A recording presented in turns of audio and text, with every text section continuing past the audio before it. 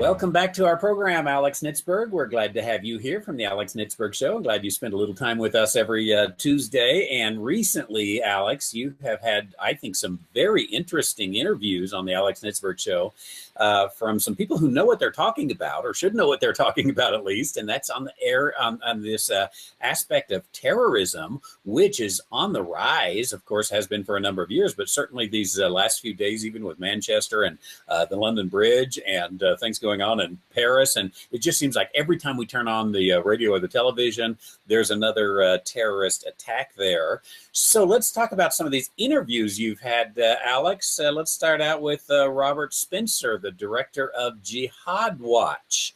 And you had a good conversation with Robert Spencer. Tell us what you have learned from this conversation. Well, thank you for having me back on the show, Dr. White. And yeah, that was my first episode of the Alex Nitzberg Show. I interviewed Robert Spencer from Jihad Watch. And so some of the stuff I learned from that interview that he talked about that I thought was poignant was that he said, Islam is not a religion of peace. We hear that mantra repeated a lot, on television, different places. He said that's not true. He said Islam is not a religion of peace. And he said that they derive he said that terrorists basically derive their ideology from Islamic texts and teachings. And, he doesn't contend that all Muslims are, terrorists, but he is saying that, and this is a quote from him, he said, anybody who's read the Quran and understands and has also read it, how it's interpreted by mainstream Islamic authorities, nobody in that position could believe that Islam is a religion of peace. And another quote from that interview, he said, Islamic teaching in the Quran and the traditions of Muhammad and in Islamic law all mandate warfare against unbelievers. So, and something he pointed out, he said that the requirement for jihad, he called it like a collective obligation. So he said that not every single individual Muslim is required to actively engage in jihad as long as the collective community is engaging in jihad. So that's something interesting that he said. And I don't know if everyone agrees with him on that or not, but he said that and I thought that was interesting. It is very interesting. If I can interrupt you for just a moment, I think there's some similarities with really even what you have in Nazi Germany back in the days of the Holocaust. Of course, this is the, I believe, 73rd anniversary of D-Day. But not every German was a Jew-killing Nazi. But it didn't take every German to be a Jew-killing Nazi in order to kill 6 million Jews. It's the allowance for the accommodation for the system to go on. So, excellent point he brings up. Go ahead, Alex. That's an interesting parallel there. And then one of the things he said the United States needs to do to protect itself is he said we need to enact Trump's travel ban, but he actually said we need to increase the scope of the travel ban that Trump has already proposed. He said the idea that, quote, we'll simply vet them more properly, end quote. He said that would be ineffective. And the reason he said is, quote, because of Islam's doctrines of deception and because of the Islamic State, he was saying they very carefully train its people, he's saying. So, and this is something interesting, because John Guandolo, someone else interviewed, he's a founder of understandingthethreat.com. And he said, he basically laid it out like this. In Islam, if there's a goal that is permissible, it is permissible to lie to achieve that goal. If there's a goal that is an obligatory goal, which jihad is, then they are obliged to lie to achieve that goal. Now, he said you're allowed to tell the truth if you can achieve your goal by telling the truth. But if it's an obligatory goal or permissible goal and you need to lie, then it's permissible or obligatory to do that. And so how are we supposed to vet people coming in here if they're allowed to lie according to their religion in order to accomplish? I mean, what are you going to do? Are you coming in because you want to commit jihad and subvert America? Oh, yes, that's why they're not going to say that. So, so that's a problem. It's a very good point yeah. There's this has to be a basis of understanding and a basis of truth. And in the past, the Judeo-Christian, really Western ethic was, so help me God. And this is, of course, completely different.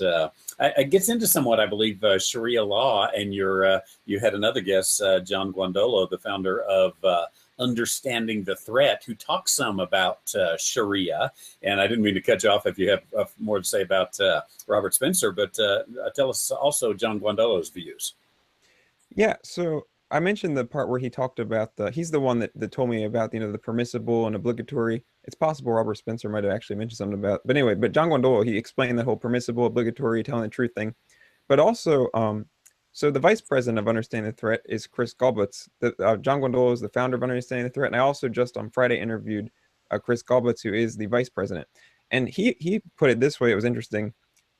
He said that even if we had access to a database, to check the backgrounds and the records of people that are interested in coming in here, um, you're not going to find in a database information that reveals to you that this individual wants to establish, Sharia in a database. It's not going to be in a database. He actually recommends that the United States completely shut down Muslim immigration for 5 years, just shut it down. And also in the interview, he actually kind of made it sound like even in perpetuity, just permanently, in order to really protect the nation, we might need to just shut down Muslim immigration forever.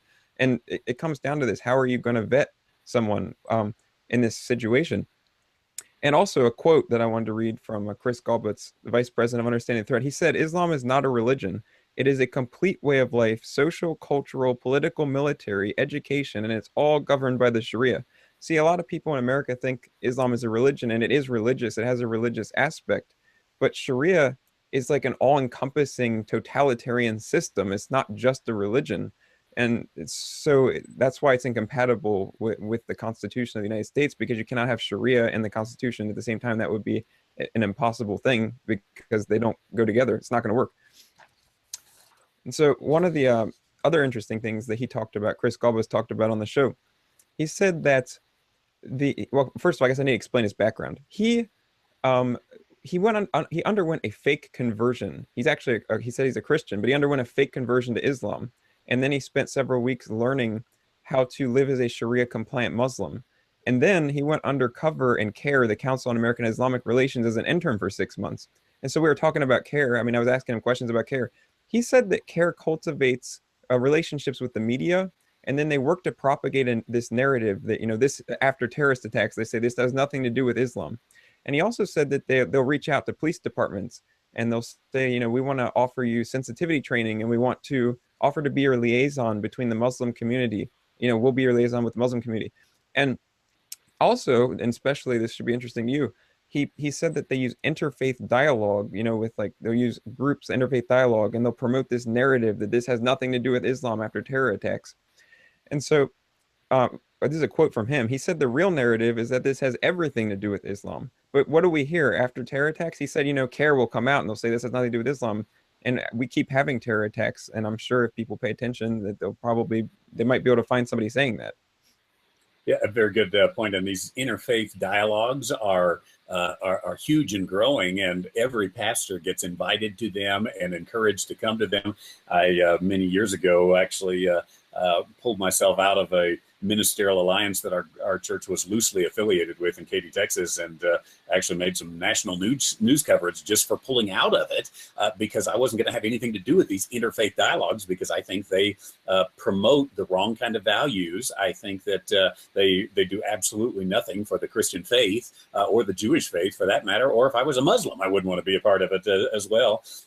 But it's a subversive way of bringing forth an agenda, and I think their agenda is Sharia law. And I agree with you. And of course, your quote was Chris Galvez, of the Vice President of Understanding the Threat, that it is incompatible. Sharia law is incompatible with the United States Constitution, and so those who are promoting it, and it's a huge push to promote it, especially you get places like Dearborn, Michigan, and areas that have such a heavy influence, and there's just an unbelievable pressure there on local government officials to bring out Sharia law. Very, very interesting, Alex, with these three that you have had on your show. It's the Alex Nitzberg Show, and you've got your podcast that people can register for on iTunes or Stitcher or Speaker or Google Play Music or wherever it is that that podcasts are available. And it's the Alex Nitzberg Show, Nitzberg.